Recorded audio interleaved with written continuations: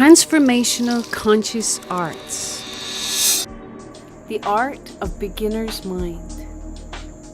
The mind in its purest state is prompted to take action from universal intelligence. This comes from the center of our body, our intuition, our chi, and our life force energy. Most of us have grown up through mind-based belief systems that have nothing to do with how the universe works.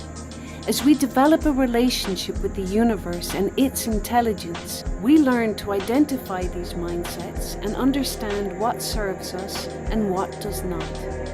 Keep an open mind, we begin to separate ourselves from this ancestral, religious, and cultural conditioning that is often many centuries old. This is what we call beginner's mind. Then, as we align ourselves with this intelligence, we move into greater mind. With a constant attitude of openness and beginner's mind, we can keep evolving with this powerful energy that is always moving us in the direction of deeper clarity, vision, and expansion.